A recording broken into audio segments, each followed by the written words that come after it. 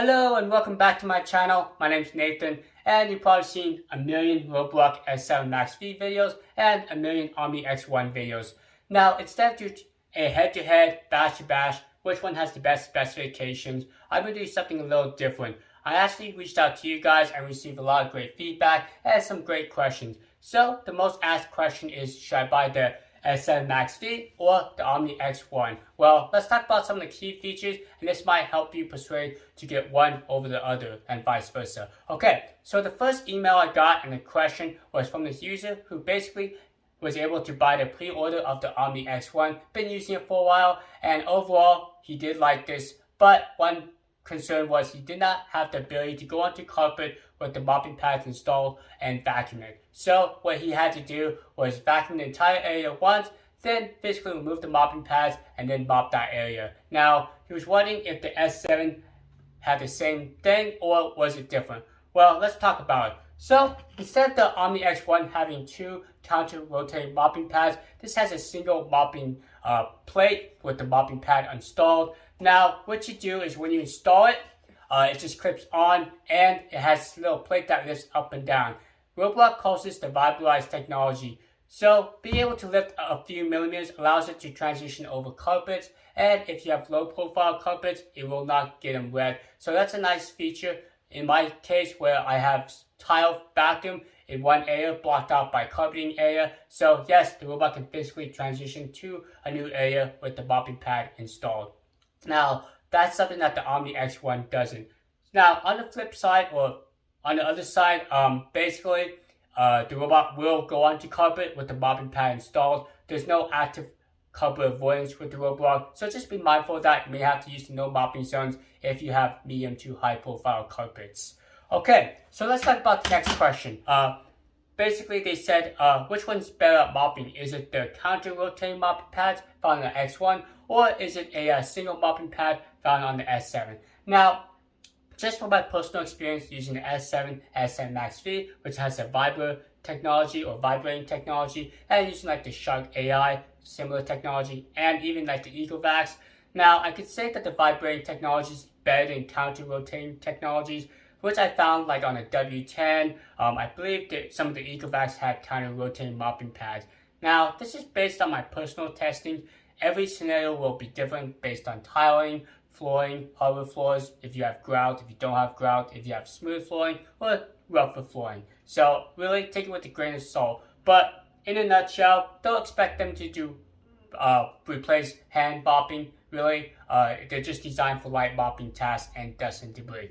Okay, so let's talk about features. I know a lot of you guys are talking about features, and there's some features out there just kind of out there. For example, the S7 MaxV has a front-facing camera, where the X1 has two cameras. Alright, so let's talk about the optical avoidance. That's another question I get. How good are they? Well, just from my personal testing with the Roborock S7 MaxV, it's okay, it's not perfect. Just from what I've observed, I think the J7 is the best at avoiding objects. I have tested like the Ecovacs version and also the Roborock version, and the J7 from iRobot is currently the best in my personal opinion.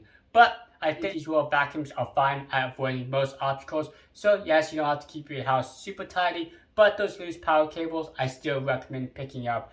And if you do have a pet that likes to leave a nice little surprise, yes, they can actually avoid poo, but just be mindful it's not 100%, so don't rely on it 100%. Okay, so let's talk about the design. Now, it's up to you what you like. I personally like the design of the Roborock. I think these kind of showing the freshwater dirty bins on the outside instead of adding a cover is pretty cool design.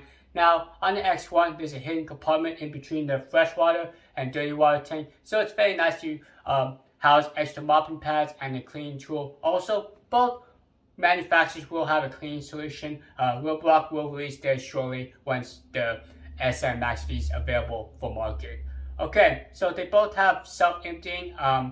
The bags are very similar in size, around 4 liters. Also, they have onboard water tanks. The S7's water tank is slightly larger, around 100 milliliters. And the nice fact is I can actually remove the water tank. Water tank removed. So if you have to physically wash the water tank or just check it, that's nice. With the X1, the water tank is actually built in the robot, so that's just something to be mindful of. tag installed. Now, design-wise, the Roborock is pretty cool. Also, the X1's just an all silver design. So, my personal opinion, I like the design of the S7 a little bit better. But the X1 does have a top that completely moves off, where this has like a hinge thing. Now, it's up to you if you like the hinge, or if you like the top, or if you just don't care.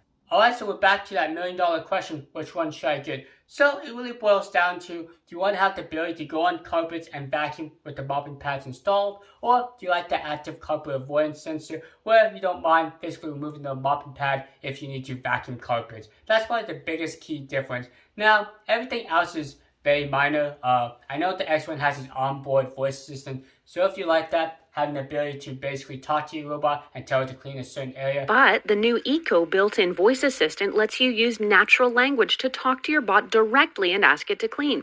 She can respond to general requests or room-specific asks. Clean the bedroom. Okay, stop current task and start area cleaning. That's a really cool feature. And yes, it does use its stereo microphone to determine where you're at within the room. So you could say, hey, clean this area or this spot, and the robot will determine what you're talking from and go to that area.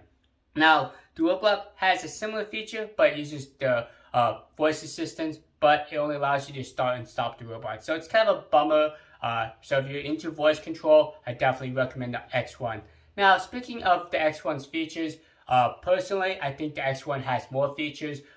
For example, it has the ability to dry its mopping pad. Also, there's a hidden feature where you can actually drain the water. I think some user or YouTuber showed that. Really, really cool. I believe Roborock has a similar model, but it's not here in the USA, that actually allows you to hook up a water line and a drainage port as well.